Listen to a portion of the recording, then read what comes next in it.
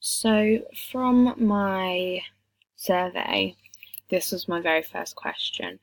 I wanted to start off with a topic or something which most people could relate to. By this, I mean how the design of a magazine is one of the first things, if not the very first thing, which you notice. So I thought that it would be fitting that this was the first thing which I talked about. While going through my results, you can see here that 85% of people have heard of Vogue, which only leaves 14 people who have never heard of it, or don't know at least the design, which I find a little bit odd.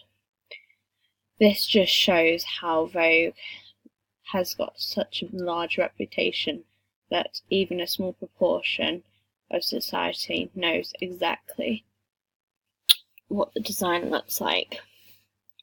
As you can see, there is a massive difference from this 85% to the closest, which is 35% from Elle. This again is another fashion magazine, which I find interesting to find that the most common magazines for people to know the design of is fashion rather than music or movie. 35 people knew Elle. Then after that, it was Bazaar, then the Cosmopolitan, then Empire, then Glamour, over here. After Glamour came Total Film, which was followed by Gossip, then Hue, then Look, then Sight and Sound, then Movie Maker. From this, you can clearly see that the first movie magazine was Empire.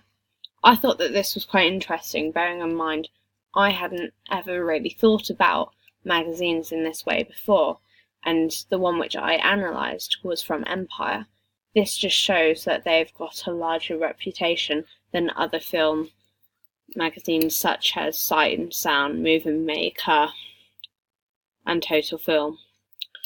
I thought that this was quite interesting.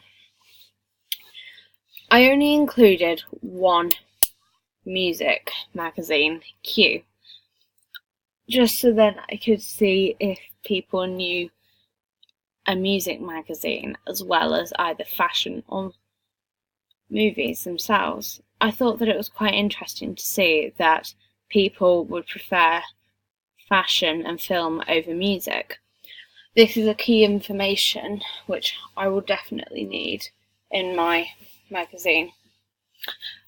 I'm definitely going to use aspects of Vogue, bearing in mind that that was the most common and the most people would recognise it, whereas magazines such as Movie Maker, Sight and Sound, and Look, they weren't as popular. I don't know if that's just because my target audience wasn't the magazine themselves target audience or what, but they just clearly they have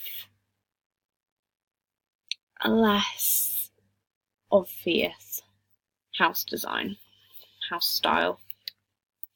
I thought that this was really interesting actually, and I'm glad that now I know which aspects of the magazine to use and why it's interesting.